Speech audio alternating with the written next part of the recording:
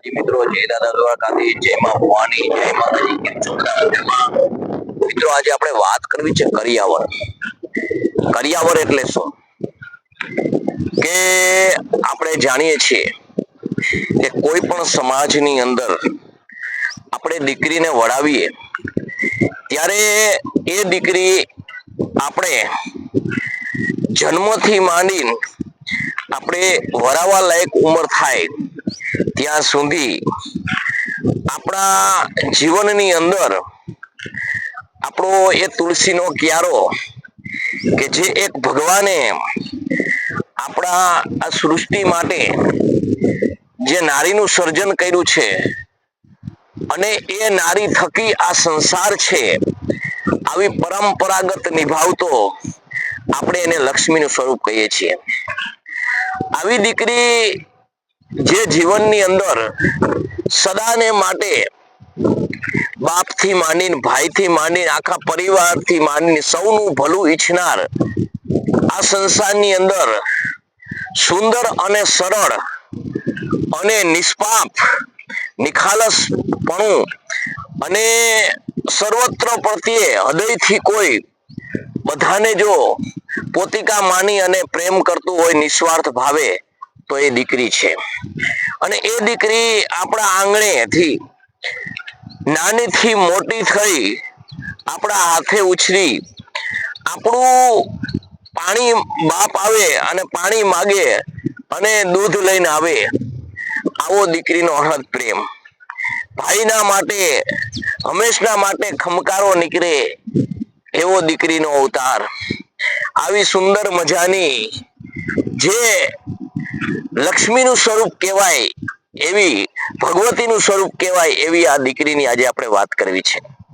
કે જ્યારે આ દીકરી આપણા આંગણેથી ઉંમર લાયક થઈ અને જે કોઈની થાપણ છે એને આપણે જ્યારે સાસરે વળાવીએ છીએ ત્યારે જે આપણે એને પ્રેમથી એને આપણું છે અને એના પ્રત્યે લાગણી છે અને સુગુણ સ્વરૂપે જે વસ્તુ આપણે આપીએ છીએ એને આજે આપણે કરિયાવર કહીએ છીએ. આ કરિયાવર આપણે કોઈ એવી વસ્તુ નથી કે એક રીત છે. રીત આપણે સમાજે બનાવી છે, પરંતુ દીકરીને જે આપવામાં આવતું પ્રેમથી જે આપવામાં આવતું જેટલું આપી એટલું ઓછું છે, માટે એને કરિયાવરથી નો તોલાય. આજે આપણે એને કરિયાવર કહી અને એક રીત બનાવી અને દીકરીને દુઃખ લાગે એવું એક આપણે ભારણ કરી નાખ્યું છે. આપણે દીકરીને જ્યારે દીકરીના સાસરિયા આપણે જોવા જઈએ છીએ, દીકરી માટે વર જોવા જાય છે, એનું ઘર જોવા જાય છે, ત્યારે ખરા અર્થની અંદર આપણે શું જોવું જોઈએ? આપણે આપણી દીકરીના જે સંસ્કાર છે, આપણી દીકરી જે સરળ સ્વભાવની છે, આપણી દીકરી આપણે લાડકોડથી ઉછેરી છે, આપણી દીકરીને દુઃખ ન થાય એવું આપણે ન જોતા આજે આપણે પશ્ચિમી સંસ્કૃતિ તરફ સંસ્કારો જોઈ અને આપણે આજે શું જોઈ છે તો કે ભાઈ મારી દીકરીને આ જોઈએ, મારી દીકરીને બંગલા જોઈએ, મારી દીકરીને ગાડી જોઈએ, મારી દીકરીને એજ્યુકેશન મેળવેલો ફૂલ અને સારીમાં સારી નોકરી કરતો હોય એવો વર જોઈએ. પણ ખરેખર કોઈ દી એવું વિચાર્યું છે કે દીકરી વરથી સુખી રહી શકશે કે ઘરથી સુખી રહી શકશે? એટલા જ માટે મિત્રો હું કહું છું કે આપણે કરિયાવર છે ને એની દોડધામમાં આજે આપણે દીકરીનું જીવન બરબાદ કરતા રહેલા છીએ. અત્યારે જુઓ તમે સોનાના ભાવ, અને દીકરી વગર જે ઘર હોય એને ઘર જ ન કહેવાય. છતાં જે દીકરી જેના ઘરે હોય છે એને જે આજ સહન કરવું પડે છે તો એનું કારણ એક જ છે કે આ સમાજના મિથ્યા રિવાજ, ખોટા રિવાજો. તો મિત્રો હું એક જ વસ્તુ કહું છું કે કરિયાવર હંમેશના માટે કેવો હોવો જોઈએ? તો કરિયાવર એટલે એના સંસ્કાર. કરિયાવર એટલે આપણી ઋષિ મુનિઓની બનાવેલી જે રીત છે એ પ્રમાણે માન મર્યાદા આ બધો આપણો એનો કર્યાવર કહેવાય. જીવનની અંદર કોઈ પણ ભૌતિક વસ્તુ મેન વધારે કે ઓછી હશે તો ચાલશે, પરંતુ જીવનની અંદર સંસ્કાર નામનો કર્યાવર નહીં હોય તો ચાલશે નહીં. માણસ ભણીને પટ્ટાવાળાથી પાયલોટ બની શકે પણ માણસ ન બની શકે. એવી જ રીતે કે જે દીકરી જેના ઘરે આજે જન્મથી અને 20 વર્ષ સુધી જેના ઘરે ખેલ કૂદી છે, જે બધા કામ કર્યા છે અને બધાની આંખોની અંદર આજે એવી વસી ગઈ છે કે જ્યારે એ ઘર છોડે ત્યારે સર્વત્ર પરિવાર ધ્રુસકે ધ્રુસકે રોવે છે. તો આ દીકરીના માટે આપણે શું જોયું? એમ સારું ઘર જોયું, સારો વર જોયું, પણ આપણે ભૌતિક સાધનો તરફ દોટ માંડીને જોયું.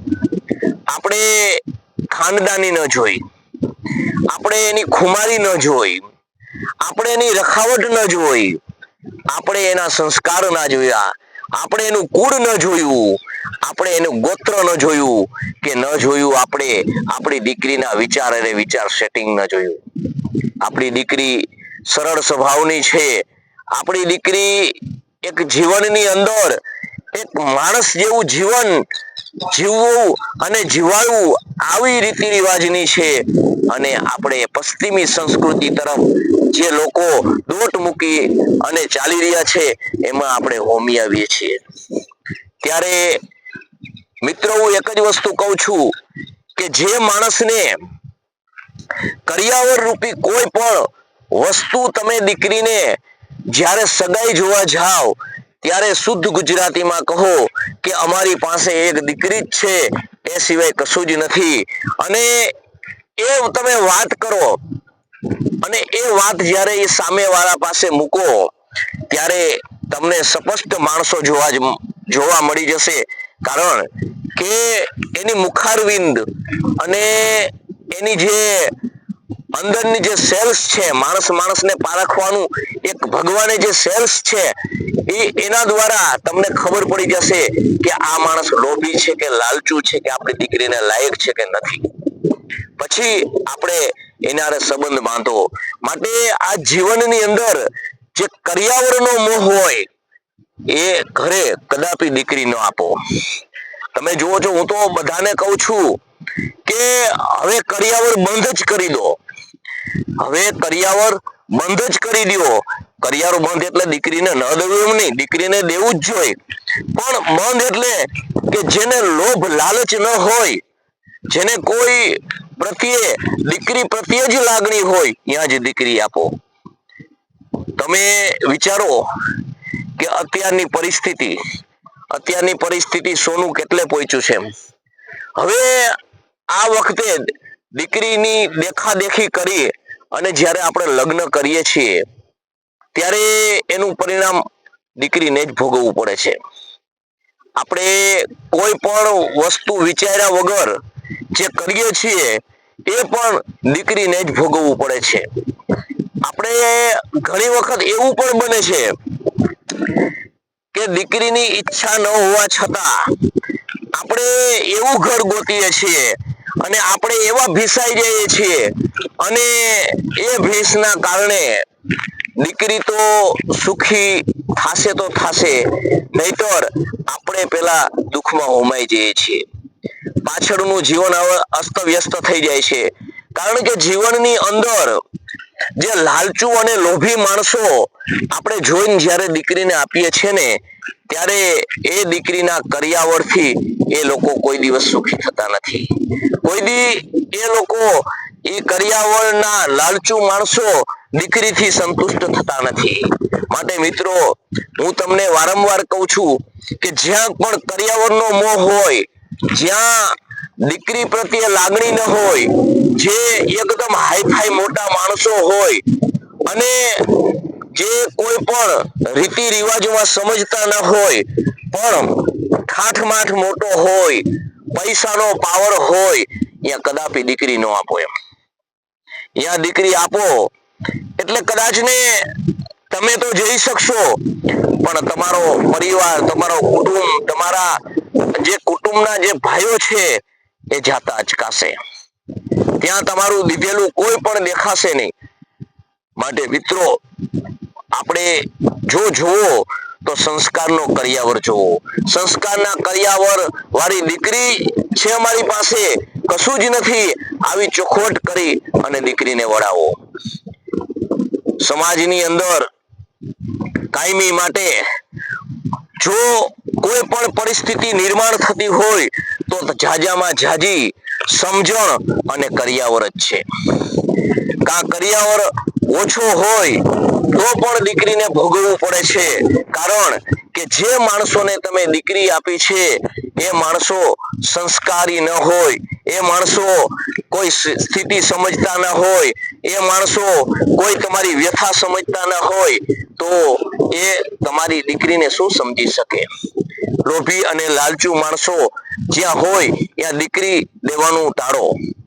અને સંસ્કાર હોય, માણસો હોય, ભલે કાયમીનું લઈને ખાતો હોય, પરંતુ શાંતિથી બધા રહેતા હોય, બધા સંયુક્ત કુટુંબની અંદર રહેતા હોય, તો કદાચ ને એ માણસ ને તમે દીકરી આપશો તો કદાપી દુખી ના જાય.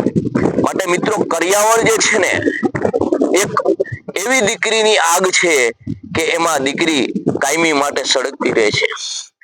જીવનની અંદર લોભી, લાલચુ અને આવા જે કરિયાવરના અજગરો હોય ત્યાં કાયમી માટે દીકરી દેવાનું ટાળો. એટલે મિત્રો, હું તમને એ જ વસ્તુ કહું છું. કાલે આપણે વાત કરી છે કે ગઈકાલે આપણે વાત કરી હતી કે દીકરી, તો આજે આપણે કરિયાવરની વાત કરી છે. તો કરિયાવર જે છે ને એ મોટામાં મોટું દૂષણ છે. આજે કરિયાવર એક જે બાપ દેતો એને આપણે કરિયાવર કહેતા, પણ એથી લેવાવાળો અને દેવાવાળો બે પણ સંતુષ્ટ હતા. કારણ કે એક સગુણ માનતા, એ એક લોભ, લાલચ અને અમને આપવું જ પડે આવી જે વૃત્તિ જે છે, આજે દીકરી વાળાને આપવું જ પડે આવી જે વૃત્તિ છે એ વૃત્તિ નહોતી. ત્યારે આજે હું તમને ચોખવટ કરું છું કે જીવનની અંદર કોઈ પણ લોભી, લાલચુ માણસ હોય ત્યાં કદાપી તમે દીકરી ના આપો. રાજા દશરથ જ્યારે માં ભગવતીજીના, સીતાજીના, રામચંદ્ર ભગવાન હારે લગ્ન થયા, પછી ઉર્મિલાના લક્ષ્મણ સાથે થયા, એમ ચારે પુત્રો ને જ્યારે જનક પોતાની કન્યાનું દાન આપી અને જ્યારે લગ્ન કરી અને ઘણો ટાઈમ તેને ત્યાં રોકે છે જનકપુરીમાં, ત્યારે જ્યારે છેલ્લે દશરથ રાજા નીકળે છે ત્યારે જનક રાજા કહે છે હાથ પકડીને કે માફ કરશો ભગવંત, અમારે થી કઈ ભૂલ થઈ હોય તો માફ કરજો, અમે દીકરી વાળા કહેવાય. તો ત્યારે દશરથ રાજા કહે છે કે અરે, માફી તમારે ન માગવાની હોય, તમે યાચક નથી, યાચક તો હું છું. કારણ કે તમે તો મને દાન આપ્યું છે. હંમેશના માટે દાન દેવા વાળો એનો હાથ ઊંચો હોય અને દાન લેવા વાળાનો હાથ નીચે હોય. જુઓ તમે, આ આપણી હતી સંસ્કૃતિ, આ હતા આપણા વિચારો, અને આજે આપણે પશ્ચિમી સંસ્કૃતિના વિચારોમાં જઈ અને દીકરીથી સંતુષ્ટ ન થતા આજ કરિયાવરમાં આપણે સંતુષ્ટ થવા માંડ્યા. મારો દીકરો એજ્યુકેશન મેળવ્યું છે, મારો દીકરો આ ઓફિસર છે, મારે તો આવી જ વહુ જોઈએ, મારે તો ગમે તે તમે વહુ હશે તો એને પણ રોટલી તો બનાવી જ પડશે અને રોટલી જ ખવાશે. તારો દીકરો ગમે એવો મોટો હશે, ગમે એટલા કરોડો રૂપિયા લાવતો હશે, પણ ખાવી તો રોટલી જ પડશે. એમ ગમે તેવો માણસ હશે, ગમે તેવી દીકરી હશે, તો એ દીકરી એ જે સમય પ્રમાણે જે કામ કરતી હશે એ જ કામ કરશે. માટે કરિયાવરનો મોહ છોડી અને જીવનની અંદર એક સારા સંસ્કાર નામના કરિયાવર જેવો સારા કરિયાવરની અપેક્ષા રાખો. કારણ કે જો એ હશે તો તમારું સર્વત્ર કરિયાવર તમારો જળવાઈ રહેશે, નહીતર તમારો મેકેલો કરિયાવર પણ વેચાઈ જશે. માટે મિત્રો, આ વિડીયો તમને કેવો લાગ્યો? લાઈક કરજો, શેર કરજો, સબસ્ક્રાઇબ કરજો અને તમારા મંતવ્યો મને જણાવજો. જય માતાજી, જય ભવાની, જય દાદા દ્વારકાધીશ.